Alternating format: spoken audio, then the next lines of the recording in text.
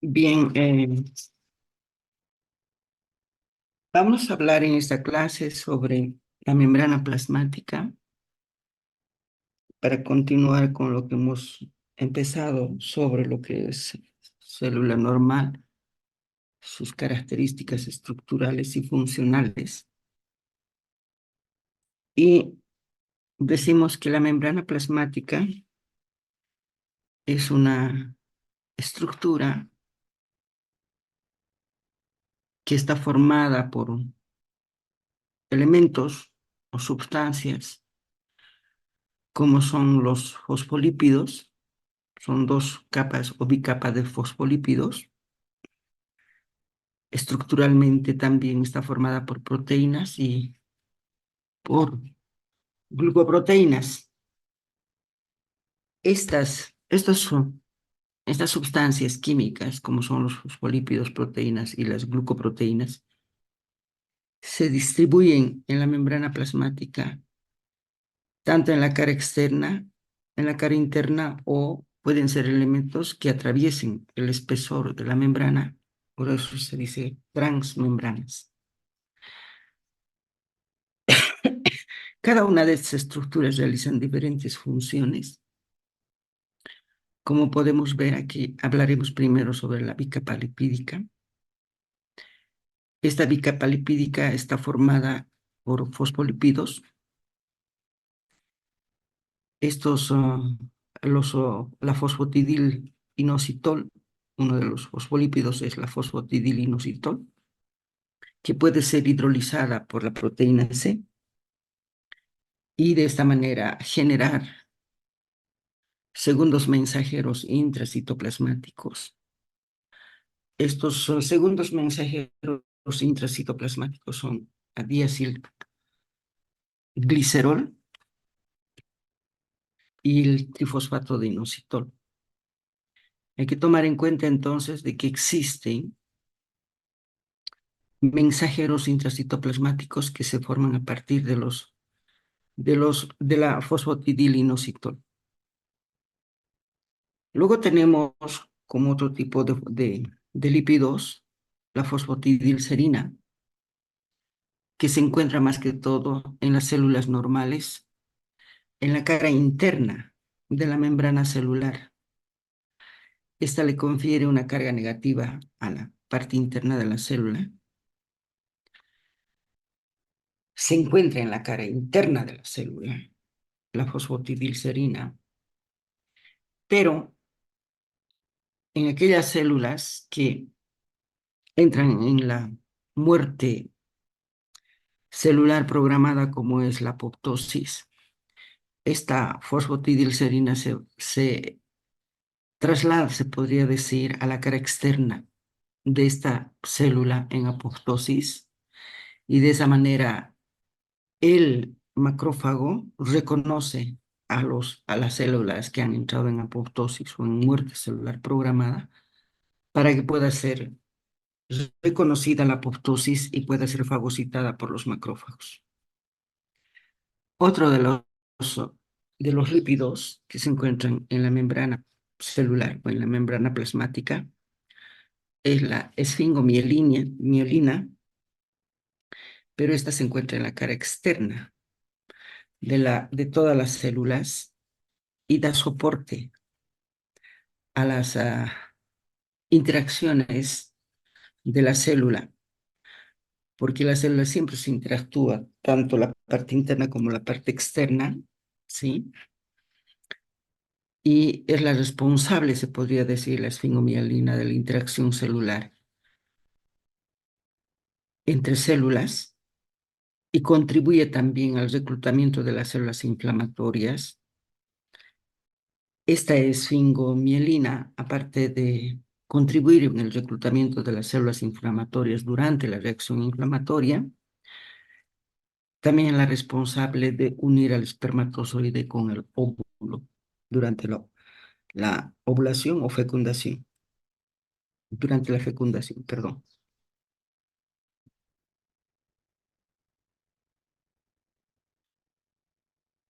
Esas son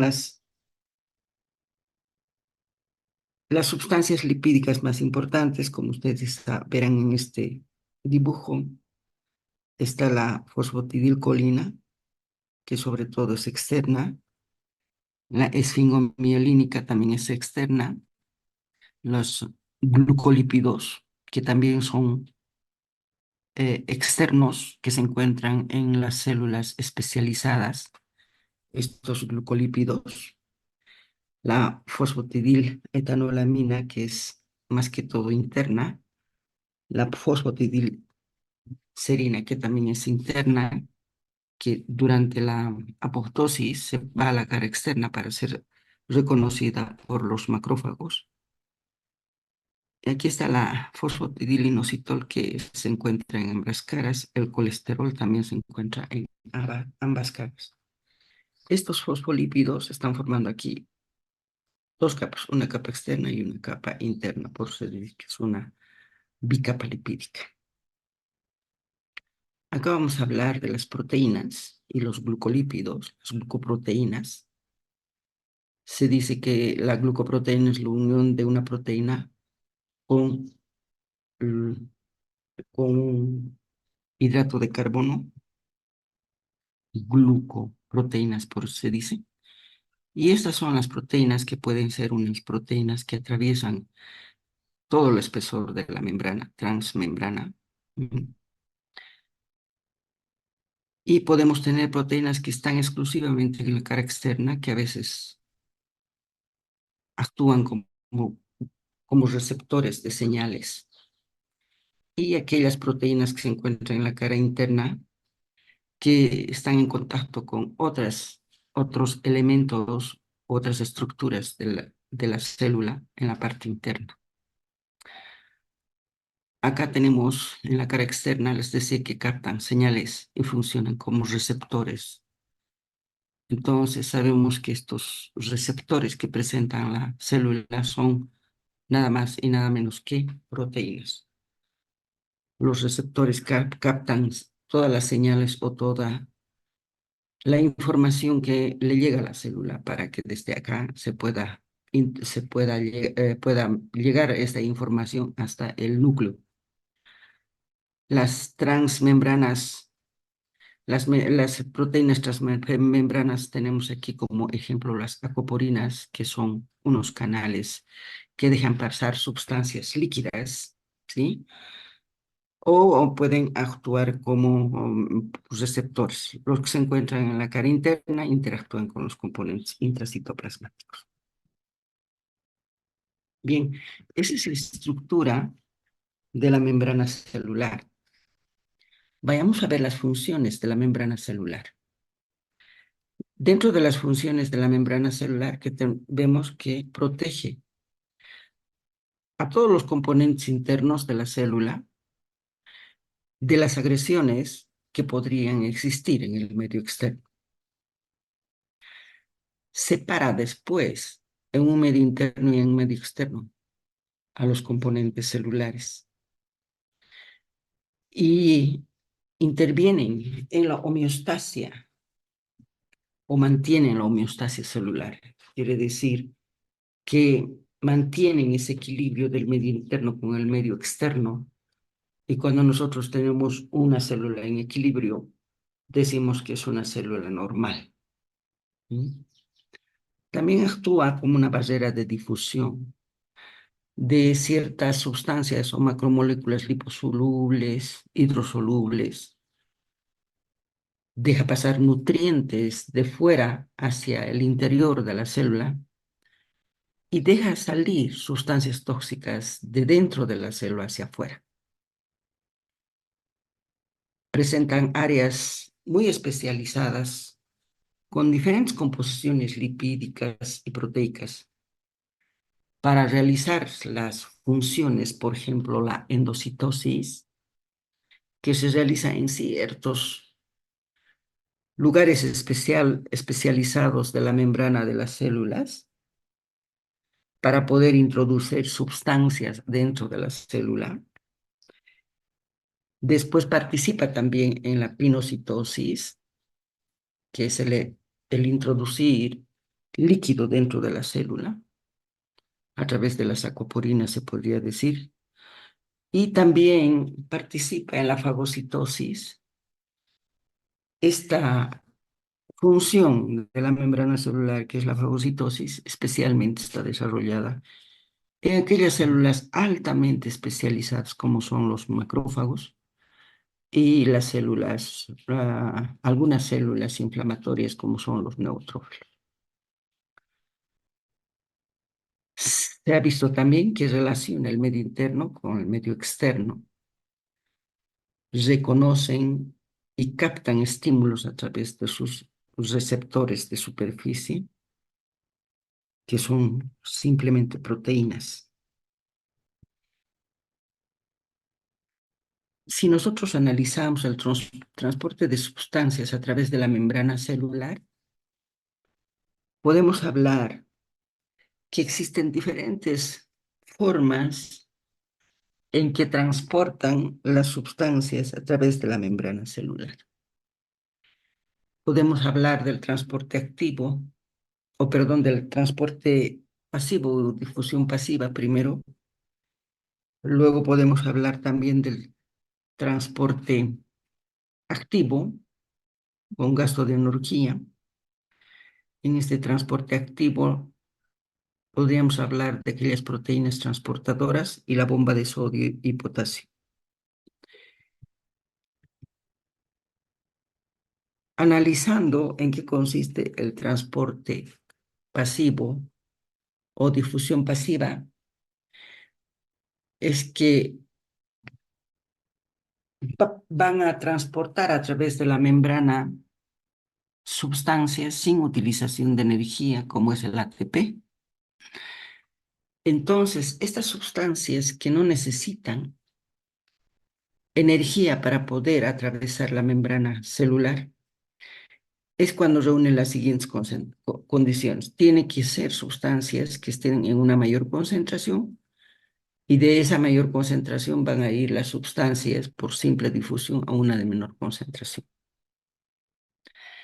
Repito, es el movimiento de sustancias de una de mayor concentración a otra de menor concentración sin utilización de alta energía como es el ATP. A eso se llama transporte pasivo o difusión pasiva. ¿Cuáles son estas moléculas pequeñas que pueden atravesar la membrana por simple difusión sin utilización de energía? El oxígeno, el dióxido de carbono y aquellas moléculas hidrófobas como la vitamina D, el estradiol, que son las sustancias que se difunden con mucha facilidad a través de esta bicapa lipídica. ¿Cómo se realiza este transporte, esta difusión pasiva sin utilización de energía? A través de canales transmembranas que captan nutrientes, azúcares, por ejemplo, como los azúcares, y eliminan los desechos. El transporte activo o con gasto de energía, alta energía, que es el ATP, puede ser por dos mecanismos, utilizando proteínas transportadoras o vamos a ver cómo funciona la bomba de sodio y potasio. El primer mecanismo del transporte activo con utilización de energía, utilizando proteínas transportadoras, este tipo de transporte son específicas para los solutos pequeños y llevan sustancias como son solutos pequeños, llevan sustancias contra un gradiente de concentración de menor a mayor gradiente de concentración. Entonces, estamos viendo de que va a necesitar gasto de energía al querer llevar sustancias de una de menor concentración a una de mayor concentración. Es lo contrario del transporte pasivo. En la bomba de sodio y potasio, normalmente en la bomba de sodio y potasio en una célula normal, se utiliza energía porque saca potasio y saca sodio y mete potasio en una célula normal. Esa es la bomba de sodio-potasio. En una célula normal, saca sodio y mete potasio.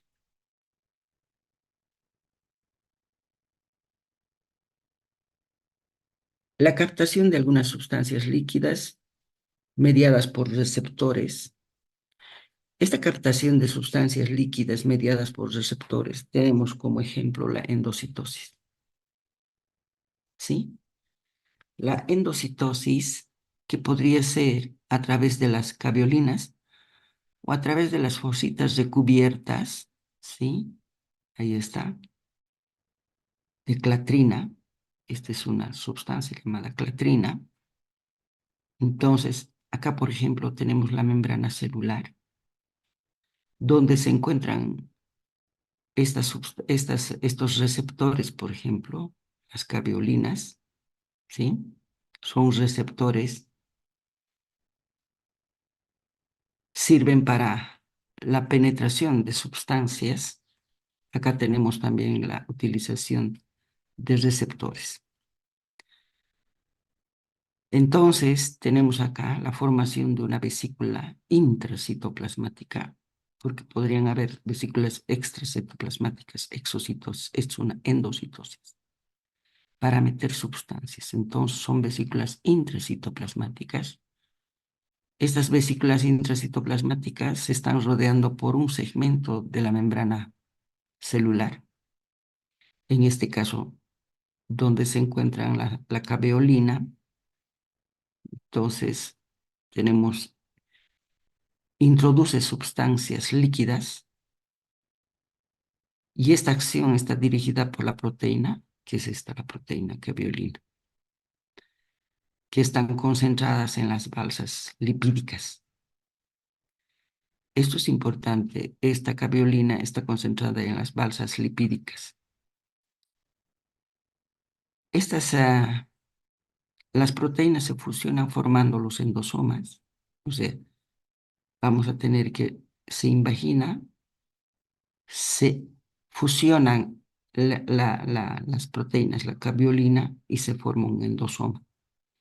Y cuando se separa de la membrana celular, entonces ya tenemos la formación de un endosoma. ¿Sí? Ahora, se reciclan hacia endosomas que se reciclan hacia la membrana celular. La endocitosis de los receptores con sus ligandos se realizan en las fositas o vesículas revestidas de clatrina, que es esta, ¿sí? Clatrina.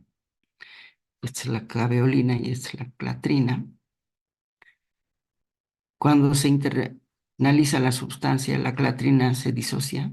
Acá. Esta es la clatrina. Necesita de receptores. Igual que la endocitosis de la caveolina, aquí se utiliza la clatrina. Una vez de que se invagina, la clatrina y los receptores se pueden reutilizar otra vez. ¿Sí? Esta vesícula está recubierta de la clatrina y se puede reutilizar otra vez. Y cuando ya se ha separado de la membrana celular, hablamos del endosoma. Y miren, esto es un endosoma y esto es un endosoma. Estos endosomas iniciales no tienen un pH ácido. Entonces tienen que madurar estos endosomas iniciales. ¿Cómo maduran? Tienen que acidificar su medio interno. Cuando ya ha acidificado su medio interno, se llama endosoma tardío. ¿Para qué acidifica su medio interno? Para unirse con el lisosoma.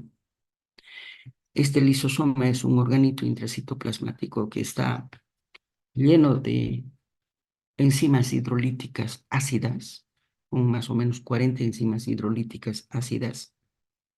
¿Mm?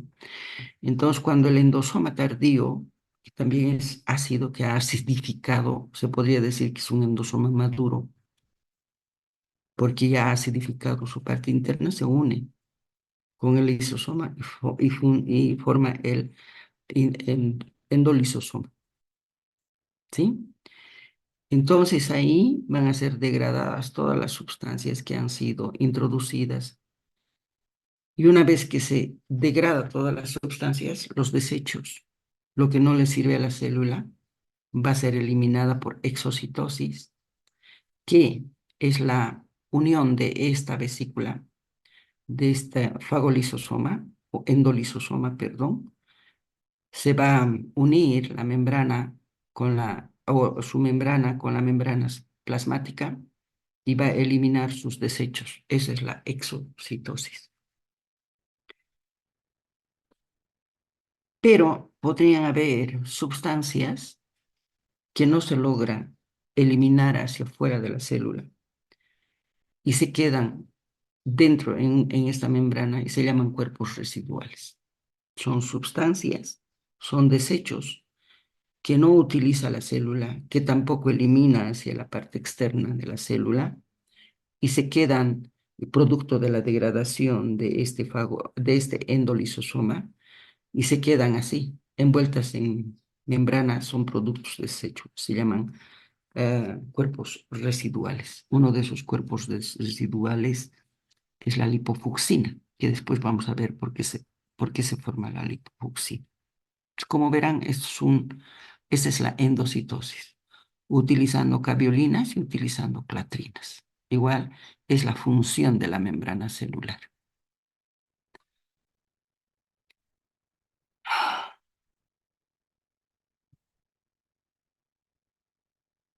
Otra de las funciones de la membrana celular es la exocitosis. Este proceso de la exocitosis de la membrana celular se realiza en células altamente especializadas para la realización de la fagocitosis. Porque, ¿cuáles son esas células altamente especializadas para fagocitar? Fagocitar quiere decir la internalización de sustancias de la parte externa hacia la parte interna, pero con la participación de la membrana celular. En células altamente especializadas. ¿Cuáles son esas células altamente especializadas para la fagocitosis? Es, aquí estamos hablando de la exocitosis, perdón, es lo que ya les he dicho. Es el proceso por el cual las vesículas intracelulares que tienen membrana, vesículas endosómicos, se fusionan con la membrana celular para liberar el material digerido de las enzimas lisosómicas fuera de las células.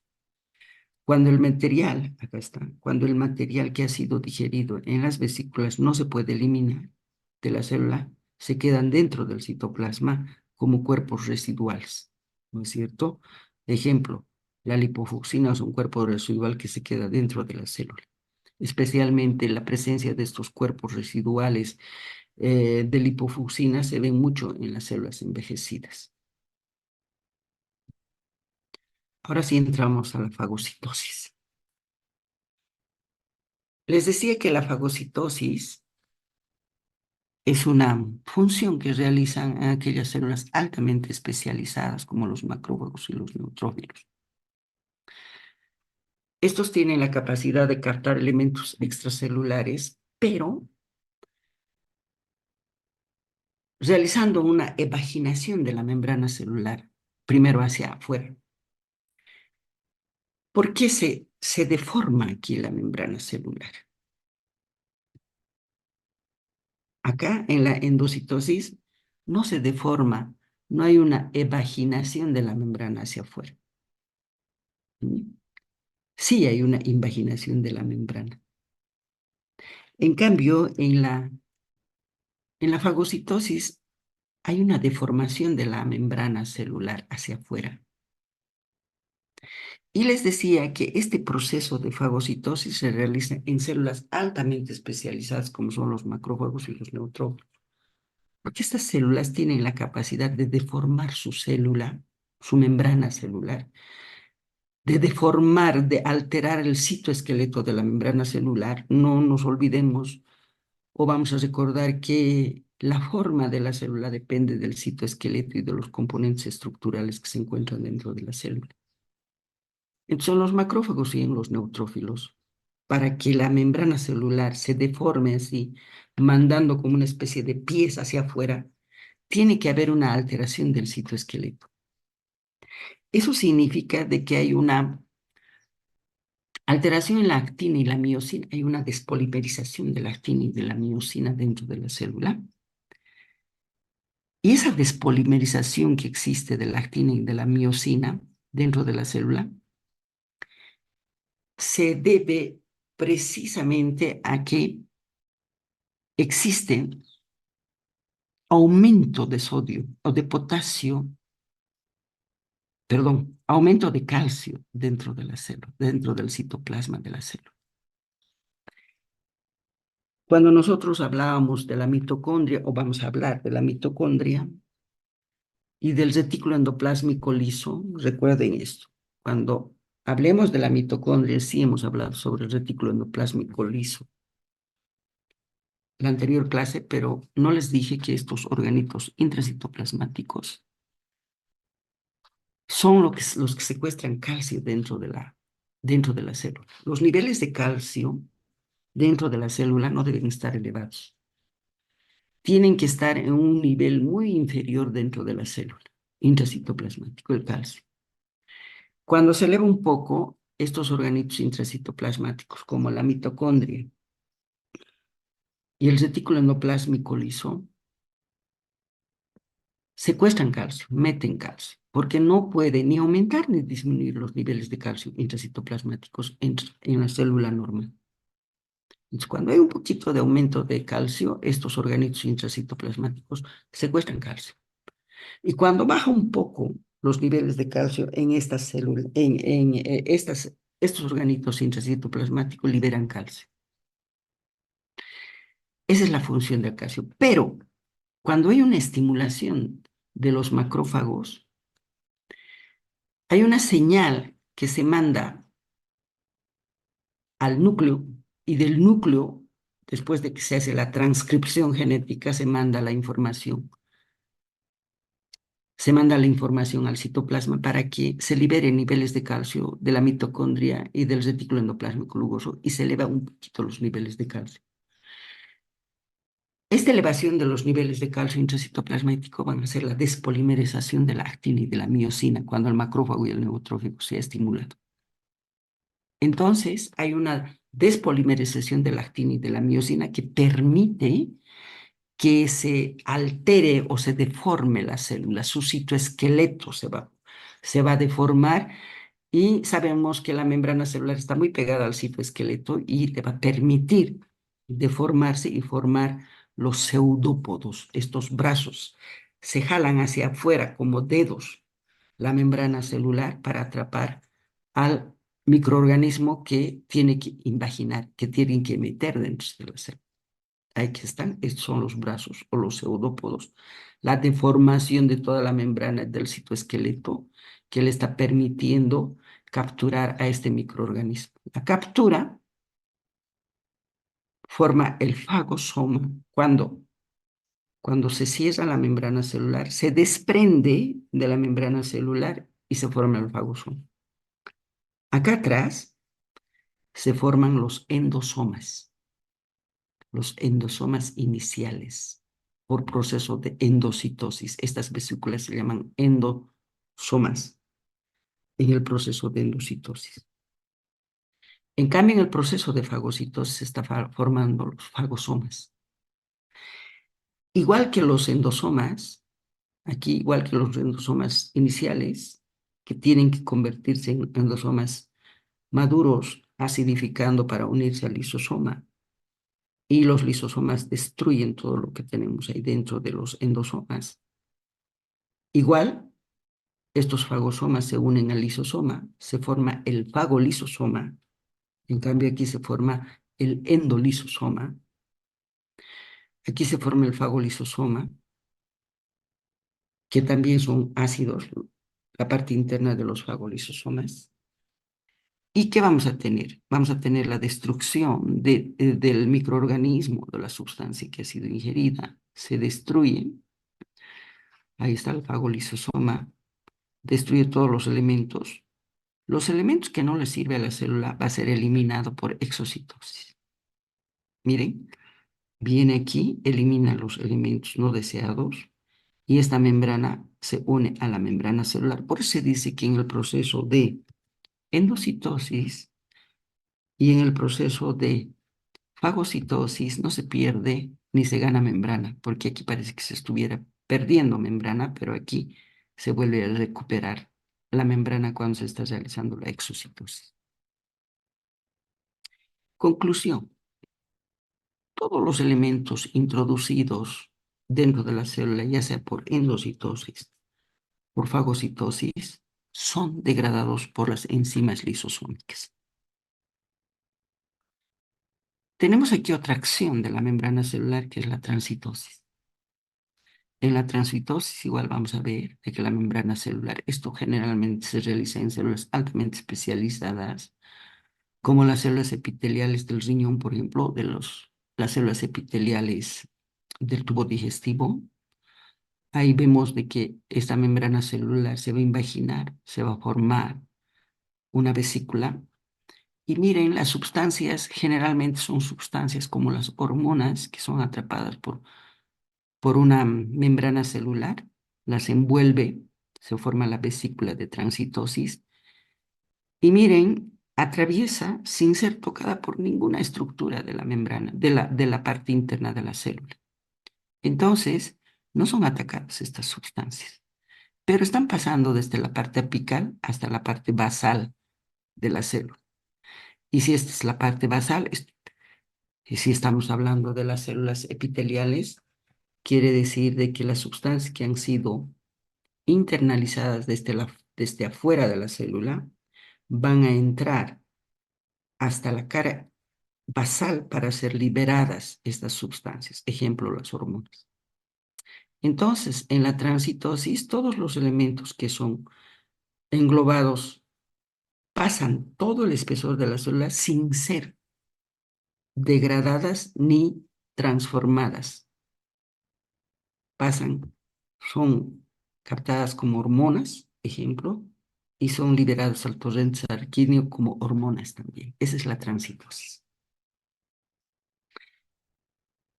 Es el transporte transcelular que va de la parte apical de la célula a la parte basal sin sufrir ninguna transformación enzimática. Y estas están muy desarrolladas en las células epiteliales de los túbulos renales, en las células epiteliales de del sistema digestivo o de la mucosa intestinal y mucosa gástrica.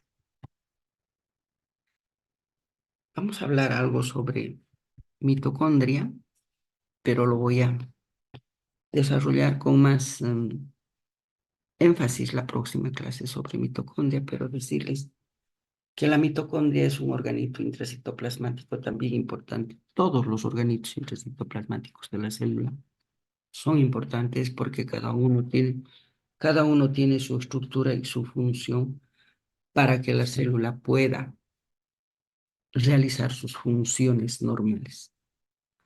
La mitocondria tiene una doble membrana, ¿sí? Una doble membrana, una membrana interna y una membrana externa. La membrana interna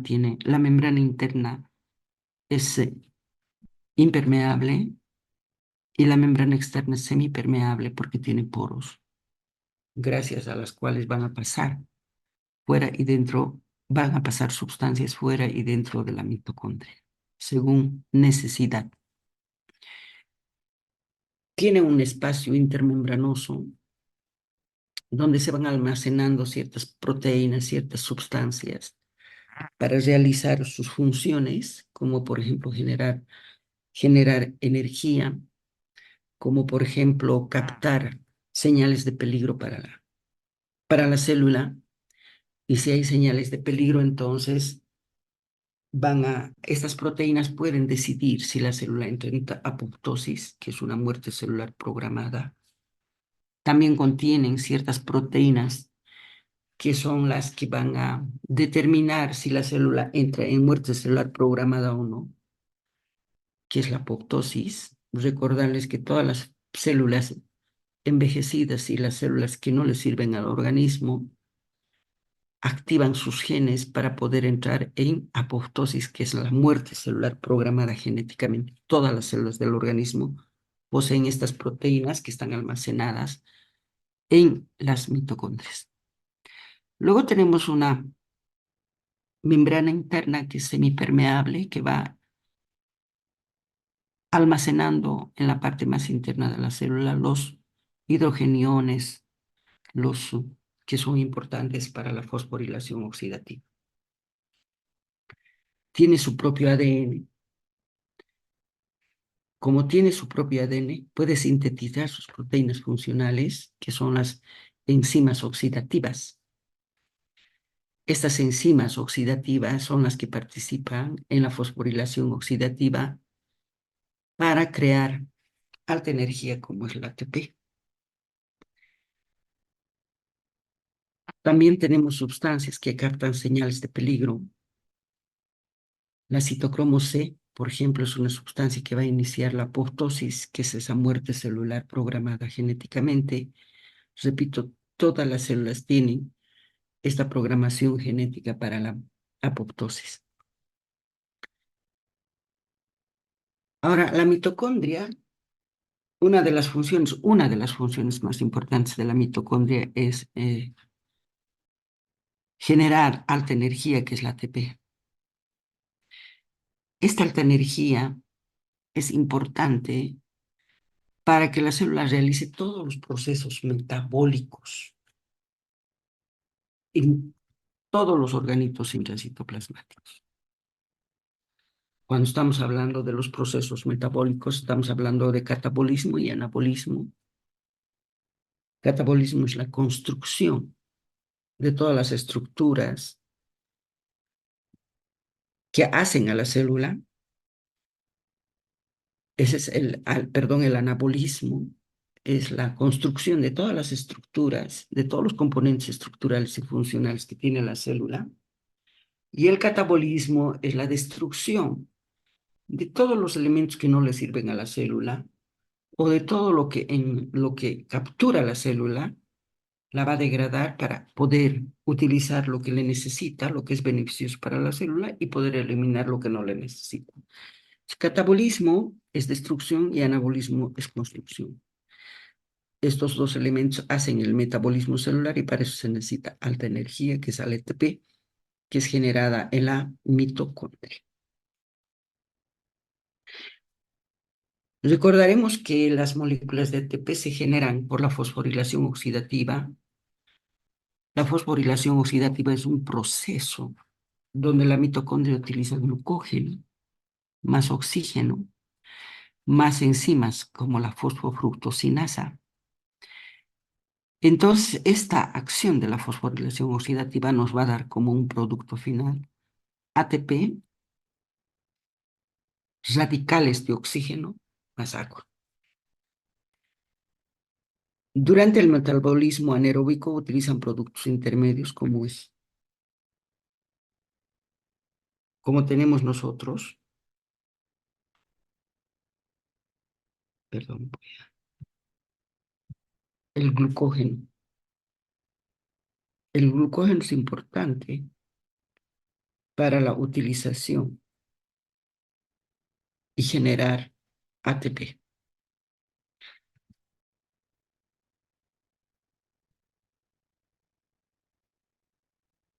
Ahora bien, cuando nosotros estamos hablando de la muerte celular programada, que es la apoptosis, dentro o en la mitocondria tienen sustancias que capturan las señales de peligro y al capturar las señales de peligro, si es que esa célula tiene que vivir, entonces va a frenar la apoptosis. Y si es que esa célula tiene que morir, entonces va a ir a estimular y va a ir a iniciar la apoptosis o la muerte celular programada. Bien, muchachos, me siento un poco indispuesta, pero no he querido dejar de pasar clases. y espero que esta clase haya sido de que no haya sido un fracaso. Estoy un poco indispuesta, pero ya. Nos vemos la próxima semana. El lunes estaremos otra vez en contacto por este medio. Gracias, doctora. Gracias, doctora.